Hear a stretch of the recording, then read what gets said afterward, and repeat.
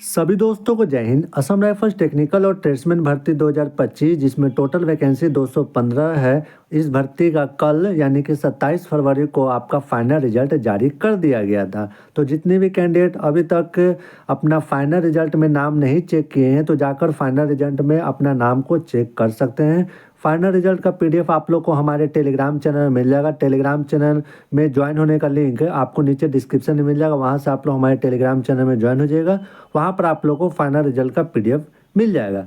बाकी कल final result जारी होने के बाद काफ़ी सारे कैंडिडेट का एक ही डाउट है कि इस भर्ती में टोटल 215 वैकेंसीज है, बट इसमें फाइनल सिलेक्शन 197 कैंडिडेट का हुआ, तो बाकी 18 का क्यों नहीं हुआ। तो इसी के बारे में आप लोग को हम बताने वाले हैं कि आखिर 18 वैकेंसी क्यों खाली रह गई, क्योंकि बहुत सारे कैंडिडेट का ये डाउट है और ये डाउट आप लोग को हम क्लियर करने वाले हैं। देखिए, इससे पहले भी बता दें कि इससे पहले भी जितनी भर्तियां आई थी असम राइफल टेक्निकल और ट्रेड्समैन की, तो उसमें भी ऐसा ही होता है कि कुछ ना कुछ वैकेंसी खाली हो जाती थी।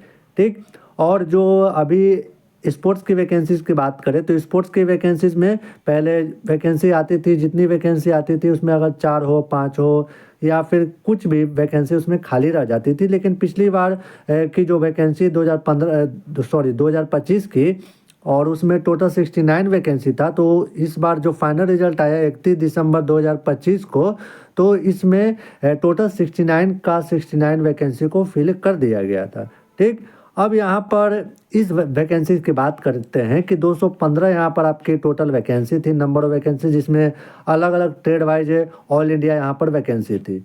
तो यहाँ पर 215 वैकेंसीज है, लेकिन सिलेक्शन केवल 197 कैंडिडेट का ही क्यों हुआ, ये सवाल काफ़ी सारे कैंडिडेट के मन में आ रहा है कि ऐसा क्यों हुआ, 197 कैंडिडेट का ही सिलेक्शन क्यों हुआ, बाकी जो 18 सीट है वो खाली क्यों रह गई। तो देखिए, यहाँ पर हम 2-3 कारण बताने वाले हैं ऐसा क्यों हुआ है। सबसे पहले यहाँ पर नोट करके जो लिखा गया है फाइनल रिजल्ट के नीचे, उसको हम पढ़ते हैं और इसके बारे में बताते हैं, फिर उसके बाद एक और रीज़न आप लोग को बताएंगे ऐसा क्यों हुआ। यहाँ लिखा गया है कि candidates who have passed in detail medical examination और review medical examination but name not mentioned in the list are not selected, being low in merit या not meeting educational qualification criteria। इसका कहने का मतलब है कि जो भी कैंडिडेट मेडिकल क्वालिफाई कर चुके हैं और उनका इस लिस्ट में नाम नहीं है तो वो लोग सेलेक्टेड नहीं है। कारण यहाँ पर 2 चीज़ लिखा गया। सबसे पहला लिखा गया कारण कि वो मेरिट से नीचे थे, इस कारण से, यानी कि रिटन एग्जामिनेशन में उनका मार्क्स बढ़िया नहीं था जितना मेरिट के लिए होना चाहिए, जिस कारण से उनका सिलेक्शन नहीं हुआ है। दूसरा यहाँ पर रीज़न लिखा गया है कि किसी किसी का मेरिट के कारण मतलब कि मार्क्स उनके अच्छे नहीं होंगे, उस कारण से उनका सिलेक्शन नहीं हुआ है। और या फिर एक और रीज़न लिखा गया है कि not meeting educational qualification criteria, यानी कि जो क्वालिफिकेशन मांगा गया है, जैसे कि अलग अलग ट्रेड, सबसे ज़्यादा जो टेक्निकल वाले आपके जो पोस्ट है उसमें आपके जो क्वालिफिकेशन मांगे गए हैं वो आपका क्वालिफिकेशन क्राइटेरिया आपका फुलफिल नहीं करते हैं, जिस कारण से आप लोग को यहाँ पर सेलेक्ट नहीं किया गया है, वो यहाँ पर नोट कर लिखा गया है। ये 2 चीज़ हो गया। तीसरा जो आपका रीज़न है, सबसे मेन इंपॉर्टेंट रीज़न, वो है कैटेगरी के कारण। जैसे कि एग्जाम्पल के तौर पर हम बता दें कि आप लोग के 4 कैटेगरी है, UR, OBC, EWS, SC, ST. ठीक, 4 कैटेगरी है। मान लीजिए कि आप ओबीसी कैटेगरी से बिलोंग करते हैं। ओबीसी कैटेगरी से आप लोगों ने फॉर्म अप्लाई किया, ठीक है, अपना कैटेगरी से कास्ट सर्टिफिकेट ये सारे आप लोग वहाँ पर वेरिफिकेशन करवाए। ठीक, ओबीसी कैटेगरी से आप लोगों ने सारा प्रोसेस आप लोगों ने किया, बट आपका जो मार्क्स है वो ओबीसी कैटेगरी से नहीं बल्कि यूआर कैटेगरी वाले कैंडिडेट के बराबर है या फिर उससे ज़्यादा है। तो आप लोग सोच रहे होंगे कि हम ओबीसी कैटेगरी से हैं तो हम यूआर कैटेगरी में फाइट कर सकते हैं। तो देखिए, यहाँ पर ऐसा नहीं है, इस भर्ती में ऐसा नहीं होता है। अगर आप लोग जिस भी कैटेगरी से फॉर्म अप्लाई किए हैं, आप लोग उसी कैटेगरी से ही आपको फाइट करना पड़ेगा, चाहे यूआर कैटेगरी का वैकेंसीज खाली ही क्यों ना हो जाए, बट आप लोग को अपने अपने कैटेगरी में ही फाइट करना होगा। तो जिस कारण से काफ़ी सारे कैंडिडेट इसी कारण से परेशान हैं कि हम ओबीसी कैटेगरी से थे तो हमको यूआर कैटेगरी मतलब मार्क्स हमारा अच्छा है तो हमको यूआर कैटेगरी से हमारे वैकेंसीज को फिल करना चाहिए, हमको सेलेक्ट करना चाहिए। लेकिन ऐसा यहाँ पर नहीं होता है। असम राइफल्स की इस भर्ती में आप लोग जिस कैटेगरी से हैं आप लोग को उसी कैटेगरी से फाइट करना होगा, जिस कारण से यहाँ पर वैकेंसीज खाली रह गई। यूआर कैटेगरी में भी हम कुछ ट्रेड में देखे हैं जहाँ पर वैकेंसी को खाली छोड़ दिया गया है, क्योंकि यूआर कैटेगरी में वो कैंडिडेट मिले ही नहीं। जितना वैकेंसी था उसके अकॉर्डिंग लिया गया, बाकी जो है वहाँ पर खाली रह गया क्योंकि कैंडिडेट को लिया नहीं गया दूसरे कैटेगरी वाले को। तो यही आपका तीसरा कारण है जिस कारण से आपकी वैकेंसीज खाली रह गई है। बाकी यहाँ पर नोट करके जो बात यहाँ पर मेरिट लिस्ट के नीचे लिखा गया है वो दोनों बात भी आप लोगों को बता दिए, और तीसरा रीजन यही है। और भी वैकेंसी जो आती है अलग अलग जो विभाग में वैकेंसी आती है तो वहाँ पर हो सकता है कि ऐसा नहीं किया जाता हो।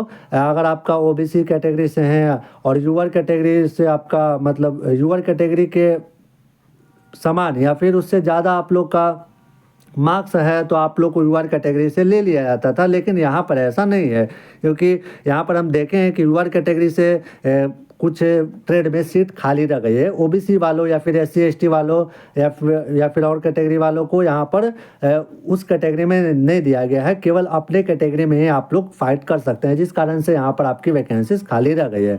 अब यहाँ पर नेक्स्ट लिस्ट की बात करें तो किसी प्रकार का लिस्ट अब जारी नहीं किया जाएगा। यही आपका जो है फाइनल है, तो फाइनल लिस्ट है। अब किसी प्रकार का लिस्ट आप लोगों का जारी नहीं किया जाएगा।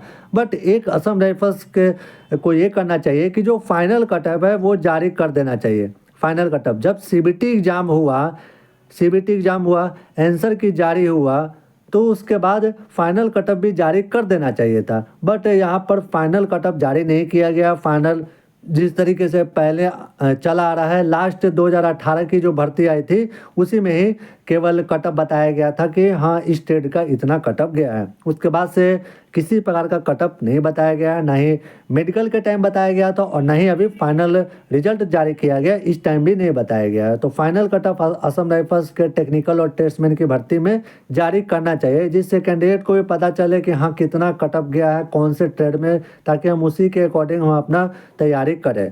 और बाकी आप कटअप तो आप ही लोग बता सकते हैं, जो भी सेलेक्टेड कैंडिडेट है। और जो सेलेक्ट नहीं हुए हैं वो लोग, आप लोग से रिक्वेस्ट है कि आप लोग कमेंट कीजिएगा अपना ट्रेड और कैटेगरी और अपना मार्क्स सीबीटी एग्ज़ाम का, जिससे हम पता लगा सके कि हाँ फाइनल कटअप इस भर्ती का कितना गया है। तो बाकी आपको हम रीजन बता दिए कि 215 वैकेंसी थी तो 197 क्यों आप लोग की रह गई, 18 वैकेंसी खाली क्यों रह गया वो आप लोग को हम रीजन बता दिए। यहाँ पर जो नोट करके लिखा गया था ये भी आप लोग को बताएं। और तीसरा जो रीजन था सबसे बड़ा हमको वही लगता है, उसी कारण से आपकी वैकेंसी खाली रह गई है। बाकी इन्फॉर्मेशन आप लोग को जो था वो हम बता दिए।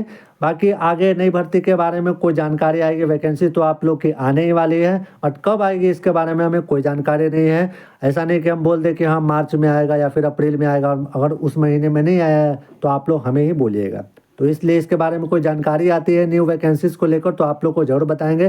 बट ये हम कंफर्म कर रहे हैं कि आप लोग की वैकेंसी जरूर आएगी।